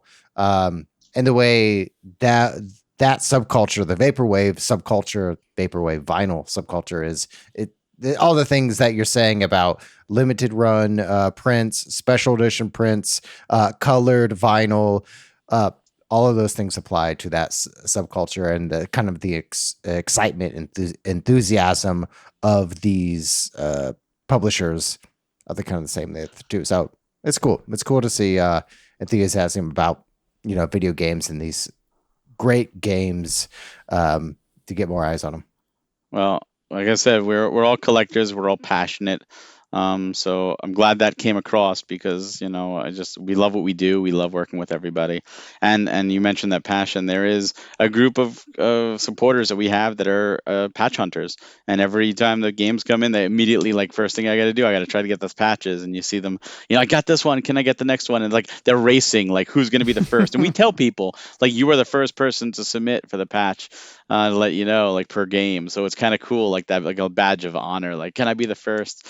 So I'd love to see things like that. But I guess as a final thing, if all this sounds cool and all this sounds exciting, premiumeditiongames.com, please check us out. We've got a lot of games up right now for pre-order, including our 5th series, Love 3, Eagle Island Twist, Raji, and They Bleed Pixels. We also have, some games from our first 3 series, or 4 series actually, up for purchase right now. Most of it's in hand. We've got some Black Friday and Cyber Monday stuff. If there's any remaining at the time of listening to this, check that out as well. And we have social media. We're on Twitter. We have a newsletter on our webpage. Please sign up to the newsletter so you don't miss out. Join our Discord. Let us know any titles you may want and say, oh, this title needs to get a physical, and maybe it will happen. Very nice. All right. Well, I think that does it then for our discussion on premium edition games. We're going to take a short break, and when we come back, we'll talk about the games that we've been playing recently. I have, of course, been playing Splatoon 3. I talk about it all the time. I'm so excited about chill season, and I pretty much play Salmon Run exclusively and sit at +1, +2 now. Like, I'm up there. I'm getting better. But I'll talk about other things. I did play some other games. I randomly Famicom Detective Club, the first one. Yeah. Nice. I played it like when it came out, and I got 4/5 of the way through it. I played it with my wife, like it was something we did together, and we just kind of dropped off at some point. And the other night she's like, what if we played that and finished it? And so we sat down and we played that last bit, and we watched credits roll. Hell yeah. We got to see the fun twist in that game. Satisfying ending? It's an NES game. It's the art is updated. The story is not. It's not bad. It's actually all right, but it's very Japanese. Now you gotta do the sequel. Yeah, now we gotta do the other one. Yeah, and then I played something with David, but I'll let you talk about that. I've been playing some Mario Maker. Hell yeah. My son randomly started wanting to play that again, and we've been playing the multiplayer versus, which I know has terrible internet, but is still fun when it works, and occasionally when it doesn't work, it's still fun. But we were playing a lot of that today, and then I also been playing 3D World again, Mario 3D World with my family again. My wife doesn't play a lot of video games, but she took my son to Target, and he made her play it on the kiosk there, and she was like, I might like to play that. And I'm like, well, we own it, let's play it. And the 3 of us have been working our way through that, which is fun. Nice. It's also fun to play a video game with her. She's getting the itch again. she like, I don't know. I shouldn't talk too much about her, but it's just like, it's funny because she'll like be like, we'll play like 2 or 3 levels. She'll be like, I think I'm done. And we're like, okay, because I'm so used to like longer sessions. Like, Sure. So anyway, it's fun. That's me. I'll go next. David, I'm going to interrupt you to say I've been playing Pokemon quite a bit, and also Live Alive. We talked about it during our JRPG club. I am just really loving Live Alive. It's really good. I'm so thrilled of these anthology-like games, and you tell different stories from different perspectives, and then they kind of bring it all together in some way. I would love to see, talked about this in the JRPG club, any different genres other than JRPGs use this anthology kind of format. You know, it's popular in television. There's anthology series all the time. You know, like Guillermo del Toro has one right now on Netflix. And I don't know, I would love to see something like Xenoblade do like an anthology that would follow like one character through the game, and then kind of bring them all together. I don't know. I'm just really just enjoying it, and particularly Old West has been a favorite. It's just so enjoyable. I love the one-liners that he says. He's like, "Yeah, so good." Great voice acting in that game.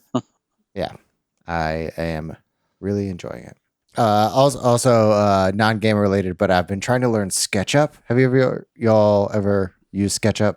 Is that a writing tool? It's like a 3D modeling app, primarily for like architecture. I'm trying to design some interiors for a project I'm thinking about doing. Very cool. That's been fun. That's awesome.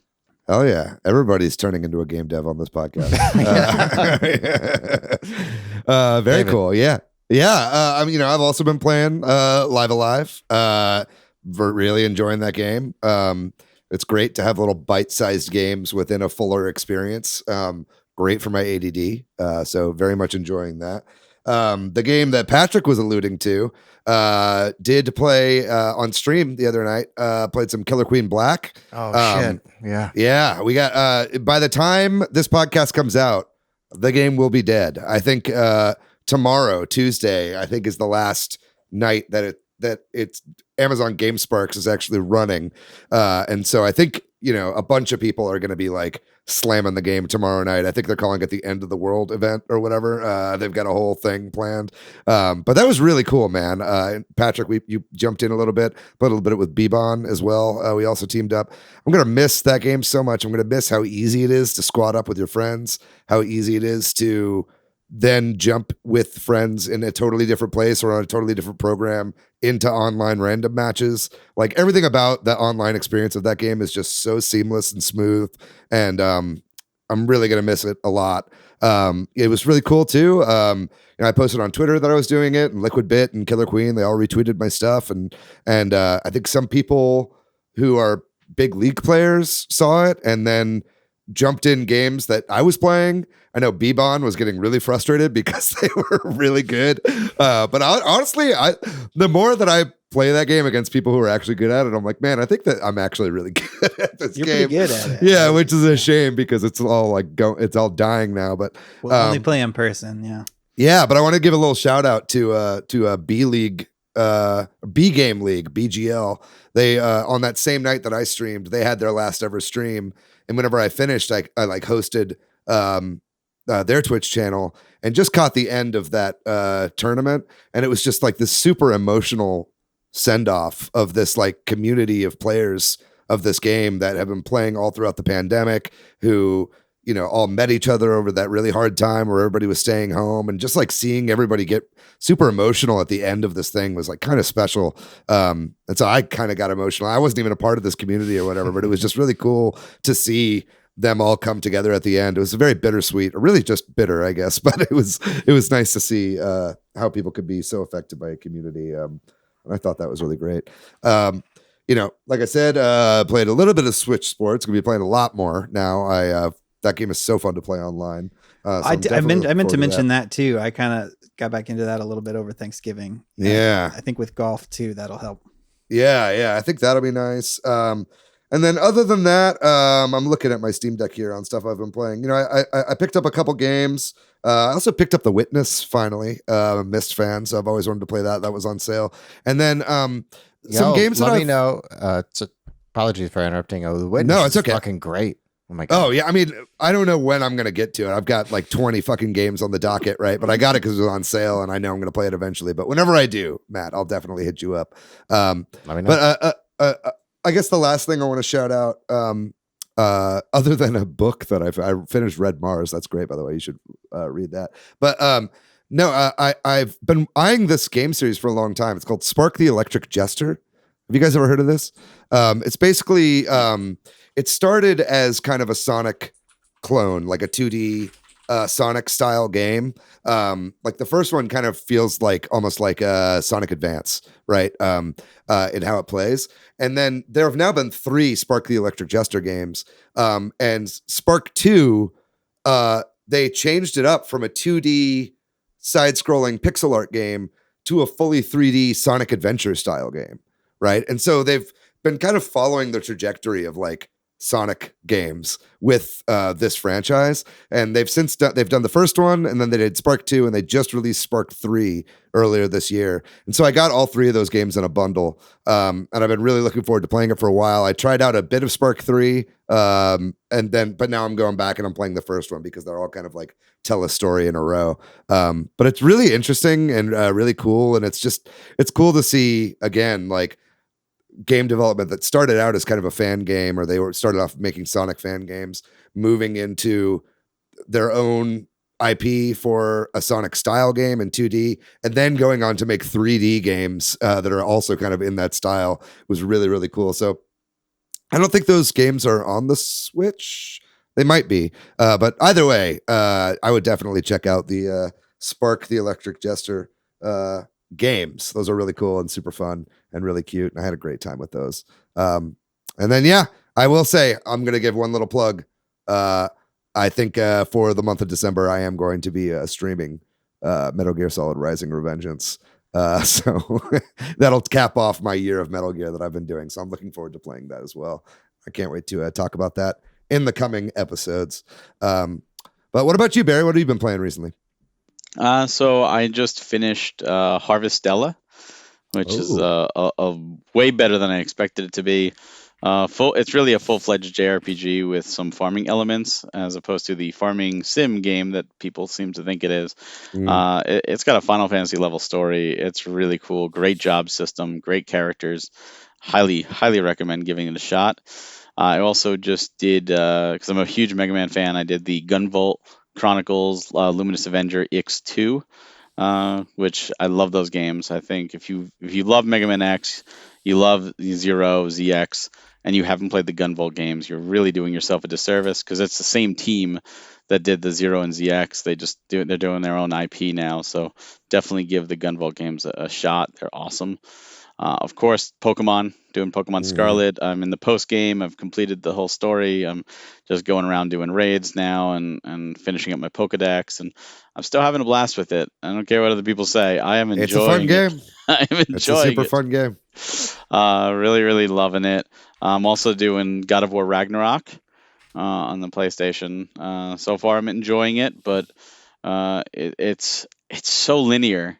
Like in the like it's like when you get to an area, it's like, oh yeah, here's the path they want you to take. And when you go from an open world game to that, it just almost feels more restricting. It's like, wait, I just need to go over there. Wait, you have to go all the way around to get over there? Really? Come on, like, can I just climb? Like Pokemon Breath of the Wild, let me just climb.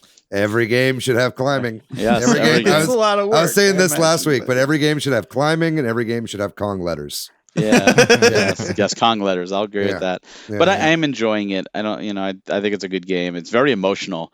Like I didn't expect within the first 10 minutes to be crying, but sure enough, here I am, 10 minutes in and crying to the game. And I'd say the only other games I'm playing are what I call like the daily titles. I'm playing Pokemon Unite. I love Pokemon Unite. I just have a lot of fun. It's the only MOBA I'm playing, but it works really well when you get a good team, and it sucks a lot when you get people who don't know what the heck they're doing. Yeah, bunch of kids. Bunch of kids. And then I play Final Fantasy 14 as an MMO, and I nice. adore that game so much. I've got a great group of friends that play that, and it's the best MMO I feel out there, and the story is it's beautiful. It's such an amazing story. Maybe one day I'll take the plunge. Oh, That it's feels so like it's quite an It's the investment. most single player MMO there is. Like, you don't That's what have to everybody actually says, yeah. play with anybody. You could play with trusts to do dungeons, or just get paired up with people for a dungeon, and that's it. The whole game you could play single player, which is amazing. It is just really good. Cool. All right. Well, awesome. Barry, thank you so much for coming on our podcast to talk all about premium edition games and what it's like to print and publish physical Absolutely. copies of games. So interesting. Thank you so much for having me. Of course. Thank you to milkyway.co. They do our website. Thanks to Corduroy, who does our music. If you're looking for me, Patrick, online, you can find me most places as PDYX. Hey, you can find me on Truth Social. What? No, I'm just kidding. You can find me on Twitter, MATHYOU. You can find me on Parler at the no. If you're looking for me, I am pretty much everywhere on the internet at Monolith Fiji. And what about you, Barry? Where can people find you online? You can find me on Twitter at Hawk Hellfire. And also Hive. I got Hive as a backup. So if you're on Hive, I don't really use it, but feel free to I don't think send a anybody's follow. using it. They all just have one. We have one just in case. It's a safety net. You can find me on Facebook and on YouTube at Nintendo Fuse. And of course, Premium Edition Games. You can find us at Twitter at Premium Edition 1. Everywhere else on social media, Premium Edition Games. Very good. Very good. If you'd like to find our show on social media, we are at Super Switch Headz on Facebook and Instagram, at Switch Headz on Twitter. We got a website, switchheads.com. And we've plugged this already on the podcast, but join our Discord, folks. Man, our Discord community is the best community in the entire world. I was on a Discord for like a way bigger podcast that I listen to every week. Like that gets way more listeners than ours. And they're fucking Discord sucks, man. Like nobody's ever talking in there, and it's just like a ghost town. And I'm like, man, our Discord is so tight. I feel so blessed. So make sure you join our Discord. We'll have a link in the description of this video. And then that's I think that's gonna do it for the episode. What a great time. Once again, Barry, thanks so much for coming on. We're gonna have a very special episode for you guys next week. So make sure you tune in, especially if you're a fan of a franchise of games that Matt sure tends to like quite a bit. That'll be a fun one. Yeah, it's Xenoblade. We're going to be doing a Xenoblade spoiler talk episode next week. So we're going to be taking a week off from the news for a very special episode next week. But in the meantime, folks, we just want to let you guys know we're thankful for you. What a great Thanksgiving we all just had. Very thankful for this community. Very thankful for everybody. And if you've ever listened to the show, if you've ever shared the show with a friend, we want to thank you for doing that. I don't know. I'm getting like weirdly emotional at the end of this, but I think that's going to do it for the episode. Get those tears out. I'm Squeeze done. them out. I'm done. This is not the first 10 minutes of God of War Ragnarok. Think about the Killer Queen Black community, David. That's true. Maybe that's what's getting me choked up. Anyway, guys. You know the drill. You guys stay safe out there. No. I'll cry on the Xenoblade spoiler cast for a game I haven't played. That's going to do it for our show. You know the drill. Stay safe out there. Be kind to yourself. Be kind to one another. We love you guys very much. We'll see you next week. Bye-bye.